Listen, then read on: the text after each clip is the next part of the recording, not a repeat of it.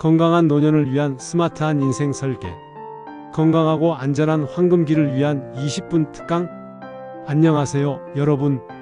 오늘 이 자리에 함께 해주셔서 정말 감사합니다. 요즘 어떻게 지내고 계신가요? 건강은 괜찮으시고요? 저는 오늘 여러분과 함께 정말 중요한 이야기를 나누고 싶어서 이렇게 자리를 마련했습니다. 50대, 60대, 70대.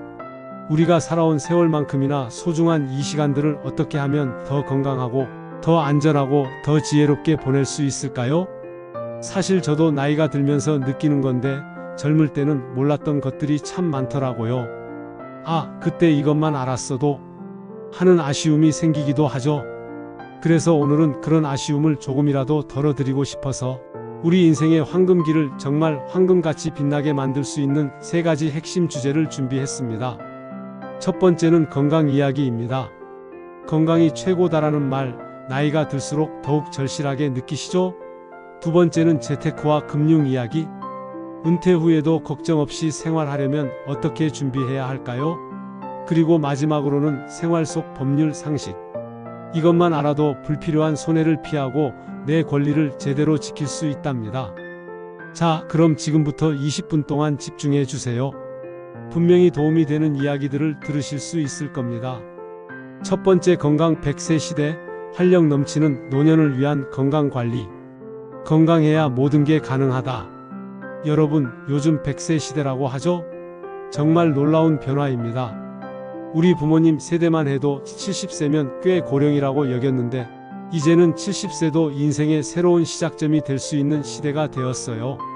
하지만 여기서 중요한 건 단순히 오래 사는 게 아니라 건강하게 오래 사는 거겠죠? 침대에 누워서 보내는 10년과 건강하게 활동하는 10년은 완전히 다른 이야기니까요. 정기적인 건강검진, 이것만큼은 꼭. 먼저 가장 기본이 되는 건강검진 이야기부터 해볼까요? 국가에서 제공하는 5대 암검진 혹시 다 받고 계신가요? 위암, 대장암, 간암, 유방암, 자궁경 부암. 이 5가지는 우리나라 사람들에게 가장 흔한 암들이에요. 나이가 들수록 암 발생률이 높아지는 건 어쩔 수 없는 사실이지만 조기에 발견하면 완치율이 굉장히 높다는 것도 사실입니다. 특히 대장암 같은 경우 대장 내시경 한 번으로 용종까지 제거할 수 있어서 아예 암이 되는 걸 막을 수도 있어요. 좀 불편하긴 하지만 그 하루의 불편함이 10년, 20년의 건강을 지켜준다고 생각하면 어떨까요? 그리고 혈압, 혈당 체크도 정말 중요해요. 고혈압이나 당뇨병을 침묵의 살인자라고 부르는 이유가 뭔지 아세요? 증상이 거의 없이 진행되다가 어느 날 갑자기 큰 병으로 나타나기 때문이에요. 뇌졸중, 심근경색 같은 무서운 병들의 원인이 되죠. 하지만 다행히 요즘은 동네 약국에서도 간단히 혈압을 잴 수 있고 혈당 측정기도 쉽게 구할 수 있어요. 귀찮아하지 마시고 꾸준히 체크해 보세요. 치매 예방, 뇌 건강이 핵심입니다. 이제 많은 분들이 걱정하시는 치매 이야기를 해볼까요? 사실 나이가 들면서 이 사람 이름이 뭐였지? 열쇠를 어디 뒀더라? 하는 깜빡깜빡하는 일들이 늘어나죠. 그럴 때마다 혹시 치매가 오는 건 아닐까? 걱정이 되실 텐데요. 좋은 소식은 치매를 100% 예방할 수는 없지만 위험을 상당히 줄일 수 있다는 거예요. 그 비결은 바로 뇌를 계속 쓰는 것입니다. 여러분, 근육을 쓰지 않으면 어떻게 되죠? 점점 줄어들고 약해지죠. 뇌도 마찬가지예요. 계속 자극을 주고 사용해야 건강함을 유지할 수 있어요. 그럼 어떻게 뇌를 자극할 수 있을까요? 첫째, 꾸준한 독서입니다. 신문이든 소설이든 상관없어요. 글을 읽으면서 내용을 이해하고 기억하려고 노력하는 그 과정 자체가 뇌 운동이에요. 둘째, 새로운 취미 활동을 시작해 보세요. 젊을 때 못 해본 악기를 배운다든지, 외국어를 공부한다든지, 그림을 그려본다든지, 새로운 걸 배우면서 뇌에 새로운 회로가 만들어져요. 셋째, 사람들과의 소셜 활동이에요. 혼자 있지 마시고 가족, 친구들과 대화도 많이 하고 동호회 활동이나 봉사 활동도 해보세요. 사람과 대화하면서 생각하고 표현하는 과정이 뇌 건강에 정말 좋아요. 근력 운동, 생각보다 훨씬 중요합니다. 이제 운동 이야기를 해볼까요? 많은 분들이 나이 들어서 무슨 운동이냐라고 생각하시는데 사실은 나이가 들수록 운동이 더 중요해요. 특히 근력 운동이 정말 중요한데요. 왜 그런지 아세요? 나이가 들면서 근육량이 줄어들고 힘이 약해지면 일상생활이 힘들어지는 건 물론이고 낙상사고의 위험도 높아져요. 낙상사고 별거 아닌 것 같지만 노인분들에게는 정말 위험해요. 골절이라도 되면 오랫동안 침대에 누워 있어야 하고 그러면 근육은 더 약해지고 악순환이 시작되죠. 그래서 걷기나 계단 오르기 같은 유산소 운동과 함께 간단한 근력 운동도 꼭 해주셔야 해요. 헬스장에 갈 필요도 없어요. 집에서 의자에 앉았다 일어나기를 반복한다든지 벽을 짚고 팔굽혀펴기를 한다든지 이런 간단한 동작만으로도 충분해요. 식단 관리, 약이 되는 음식 vs 독이 되는 음식. 마지막으로 식단 이야기입니다. 먹는 게 남는 거다라는 말이 있죠? 하지만 나이가 들수록 뭘 어떻게 먹느냐가 정말 중요해져요. 우리 세대가 젊을 때는 배고픈 시절이 많았잖아요. 그래서 많이 먹는 게 좋은 거다. 고기 많이 먹어야 힘이 난다는 생각을 갖고 계신 분들이 많아요. 하지만 이제는 조금 달리 생각해야 할 때예요. 고염분 음식은 가능한 한 피해 주세요. 젓갈, 장아찌, 라면, 찌개류 이런 음식들을 너무 자주 드시면 혈압이 올라가고 신장에도 부담을 줘요. 고지방 음식도 마찬가지예요. 삼겹살, 갈비, 튀김류 가끔 드시는 건 괜찮지만 매일 드시면 콜레스테롤 수치가 올라가고 혈관 건강에 좋지 않아요. 그럼 뭘 먹어야 할까요?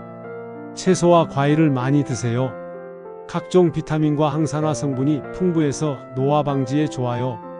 특히 색깔이 진한 채소들, 브로콜리, 시금치, 당근, 토마토 이런 것들이 좋아요. 단백질도 중요해요. 근육량 유지를 위해서는 단백질 섭취가 필수인데 고기만이 단백질은 아니에요. 생선, 달걀, 두부, 콩류 이런 것들도 훌륭한 단백질 공급원이에요. 두 번째, 재테크와 금융 안정적인 은퇴를 위한 자산 관리. 노후 준비 이제부터라도 늦지 않아요. 자, 이제 두 번째 주제인 재테크와 금융 이야기를 해볼까요? 혹시 돈 이야기 나오니까 부담스러우신가요? 그럴 필요 없어요.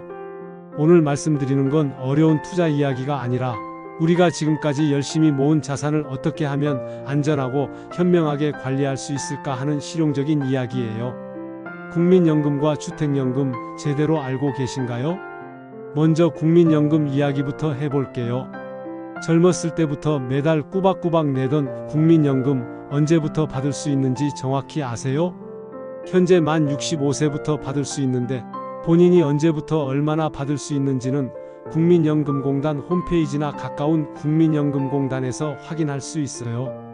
요즘은 스마트폰 앱으로도 쉽게 조회할 수 있으니까 자녀분들께 도움을 받아서라도 한번 확인해 보세요. 그런데 여기서 하나 팁을 드릴게요. 국민연금은 늦게 받기 시작할수록 금액이 많아져요. 만 65세에 받을 수 있지만 만약 만 70세까지 늦춰서 받으면 월 수령액이 36%나 늘어나요. 건강하시고 다른 수입이 있으시다면 조금 늦춰서 받는 것도 고려해 볼만해요. 이제 주택연금, 즉 영목이지론 이야기를 해볼까요? 이건 정말 많은 분들이 잘못 알고 계시는 제도예요. 집을 담보로 잡히면 나중에 집을 뺏긴다고 생각하시는 분들이 많은데 그렇지 않아요. 주택연금은 집에서 계속 살면서 매달 연금을 받는 제도예요. 그리고 부부 중 한 분이 돌아가셔도 남은 배우자는 계속 집에서 살 수 있어요. 예를 들어 3억 원짜리 집을 가지고 계신 70세 부부가 주택연금에 가입하면 매달 80만 원 정도를 받을 수 있어요. 30년간 받으면 총 2억 8천만 원 정도가 되는데 만약 집값이 그대로라면 자녀들에게는 2천만 원 정도가 남게 되는 거죠. 물론 집을 자녀에게 온전히 물려주고 싶으시다면 선택하지 않으셔도 되지만 노후 생활비가 부족하시다면 충분히 고려해 볼 만한 제도예요. 소액 투자 욕심 부리지 말고 안전하게. 이제 투자 이야기를 해볼까요? 혹시 나이 들어서 무슨 주식 투자냐라고 생각하시나요? 물론 무리한 투자는 절대 금물이에요. 하지만 적절한 소액 투자는 인플레이션에 대비하는 좋은 방법이 될 수 있어요. 인플레이션이 뭔지 아시죠? 물가가 오르는 거예요. 지금 은행에 1,000만 원이 있다고 해도 10년 후에는 그 돈으로 지금만큼 많은 걸 살 수 없을 거예요. 그래서 돈의 가치를 지키려면 단순히 은행에만 넣어둘 게 아니라 물가 상승률보다는 조금 더 높은 수익을 낼 수 있는 방법을 찾아야 해요. 그럼 어떻게 투자해야 할까요? 첫째, 절대로 생활비에 손대지 마세요. 투자는 잃어도 생활에 지장이 없는 돈으로만 하는 거예요.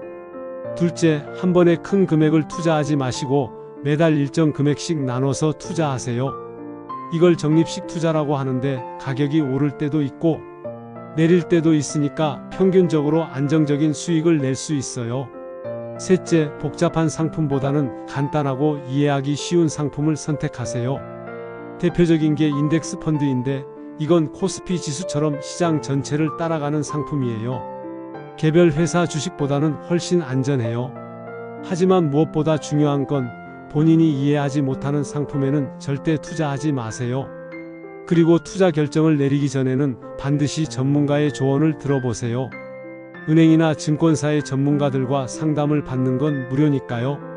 금융 사기, 이것만 알면 100% 예방 가능해요. 이제 정말 중요한 이야기를 해야겠어요. 바로 금융 사기 예방법이에요. 요즘 노인분들을 대상으로 한 금융 사기가 정말 많아졌어요. 수법도 갈수록 교묘해지고 있고요. 하지만 몇 가지 원칙만 지키시면 100% 예방할 수 있어요. 첫 번째 원칙, 전화로 돈 이야기가 나오면 무조건 끊으세요. 저금리로 대출해 드립니다. 고수익 투자 상품 소개해 드릴게요. 보험료를 환급해 드립니다. 이런 전화가 오면 일단 끊으세요. 그리고 가족이나 주변 사람들과 상의하세요. 진짜 금융기관이라면 전화로 이런 제안을 하지 않아요. 반드시 서면으로, 그리고 본인이 직접 방문했을 때만 상담을 해줍니다. 두 번째 원칙, 개인정보는 절대 알려주지 마세요. 주민등록번호, 통장 계좌번호, 비밀번호, 카드번호, 이런 정보는 어떤 이유가 있어도 전화로 알려주시면 안 돼요. 심지어 본인 확인이라는 명목으로 물어봐도 절대 안 돼요. 은행이나 카드회사에서 전화가 와도 제가 직접 방문해서 상담하겠다고 하세요. 진짜 금융기관이라면 이해해 줄 거예요. 세 번째 원칙, 오늘만, 지금 즉시라는 말이 나오면 100% 사기예요. 사기꾼들은 피해자가 생각할 시간을 주지 않으려고 해요. 오늘만, 특별히 지금 즉시 결정하지 않으면 기회를 놓쳐요. 이런 말이 나오면 무조건 사기라고 생각하세요. 진짜 좋은 금융상품은 충분한 시간을 두고 검토할 수 있게 해줍니다. 네 번째 원칙, 의심스러우면 금융감독원 1332에 전화해서 확인하세요. 이런 상품이 정말 있는 건가요? 이 회사가 정말 금융기관인가요? 궁금한 게 있으면 금융감독원에 전화해서 물어보세요. 친절하게 안내해 줄 거예요. 세 번째, 생활 속 법률 상식 마이너스 똑똑하게 내 권리 지키기. 법 어렵지 않아요. 알면 든든한 내 편이에요. 마지막으로 법률 상식 이야기를 해볼까요? 법이라는 단어만 들어도 어렵고 복잡하게 느껴지시죠? 하지만 오늘 말씀드릴 내용들은 어려운 법률 조문이 아니라 우리 일상생활에서 꼭 알아두면 도움이 되는 실용적인 상식들이에요. 상속과 유언장 미리 준비하면 가족 간 분쟁을 막을 수 있어요. 먼저 상속 이야기부터 해볼게요. 혹시 상속은 내가 죽은 다음 이야기니까 미리 걱정할 필요 없다고 생각하고 계신가요? 그런데 상속 문제로 인해 화목하던 가족들이 법정에서 다투는 일이 정말 많아요. 특히 요즘은 부동산 값이 많이 올라서 예전에는 별것 아니었던 집 한 채도 상속 분쟁의 원인이 되곤 해요. 그럼 법정 상속 비율이 어떻게 되는지 아세요? 부부가 있고 자녀가 둘이라면 배우자가 1.5, 자녀들이 각각 1씩 가져가요. 그러니까 전체 재산이 9억이라면 배우자가 4억, 자녀들이 각각 2.5억씩 가져가는 거예요. 하지만 여기서 중요한 건 유류분이라는 제도예요. 이건 법으로 정해진 최소한의 상속분인데 이것만큼은 유언장을 써도 빼앗을 수 없어요.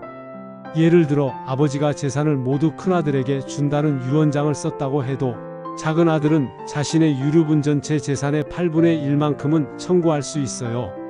그래서 유언장을 쓰실 때는 이런 부분들을 고려해서 써야 해요. 그냥 본인 마음대로 쓰면 나중에 분쟁의 원인이 될 수 있거든요. 유언장 작성하는 방법도 간단히 알려드릴게요. 가장 간단한 건 자필로 쓰는 자필 유언증서예요. 본인이 직접 손으로 쓰고 날짜를 적고 도장을 찍거나 서명을 하면 돼요. 단, 반드시 본인이 직접 써야 하고 컴퓨터로 작성하면 무효가 돼요. 더 확실하게 하려면 공증유언증서를 만드는 방법도 있어요. 공증사무소에 가서 공증인 앞에서 유언 내용을 말하면 공증인이 작성해 주는 거예요. 비용이 좀 들지만 나중에 분쟁이 생길 가능성은 훨씬 낮아져요. 부동산 계약, 이것만 알면 내 보증금을 지킬 수 있어요. 이제 부동산 계약 이야기를 해볼게요. 혹시 전세나 월세 계약하실 때 확정일자라는 말 들어보셨나요? 확정일자는 정말 중요한데 이걸 받지 않으면 집주인이 나중에 돈을 못 갚겠다고 해도 내 보증금을 돌려받을 방법이 없어요. 확정일자 받는 방법은 간단해요. 계약서를 들고 주민센터, 구청, 동사무소에 가서 확정일자 찍어달라고 하면 계약서에 도장을 찍어줘요. 이 도장이 바로 확정일자예요. 그리고 등기부등본도 꼭 확인하세요. 집을 계약하기 전에 등기사무소나 인터넷으로 등기부등본을 뽑아보세요. 여기서 확인해야 할 게 몇 가지 있어요. 첫째, 집주인이 진짜 주인인지 확인하세요. 갑구에 소유자 이름이 나와 있어요. 둘째, 근저당권이 얼마나 설정되어 있는지 확인하세요. 을구에 근저당권 금액이 나와 있는데 이 금액과 제 보증금을 합쳤을 때 집값보다 많으면 위험해요. 예를 들어 3억 원짜리 집에 은행 근저당이 2억 5천만 원이 설정되어 있고 제가 전세 보증금을 5천만 원 냈다면 총 3억 원이 되니까 딱 맞아요. 하지만 여기에 다른 전세 세입자까지 있다면 위험하겠죠? 계약서 작성할 때 꼭 기억해 두세요. 마지막으로 계약서 작성할 때 주의사항을 말씀드릴게요. 첫째, 계약서는 반드시 꼼꼼히 읽어보세요. 어차피 다 똑같은 내용이겠지 하고 대충 보시면 안 돼요. 특히 특약사항 부분은 더욱 자세히 보세요. 나중에 문제가 생겼을 때는 몰랐다는 변명이 통하지 않아요. 둘째, 이해가 안 되는 부분은 반드시 질문하세요. 부동산 중개사나 계약 상대방이 설명해주는 내용 중에 이해가 안 되는 부분이 있으면 부끄러워하지 마시고 계속 물어보세요. 나이가 들어서 이해력이 떨어졌나 생각하지 마세요.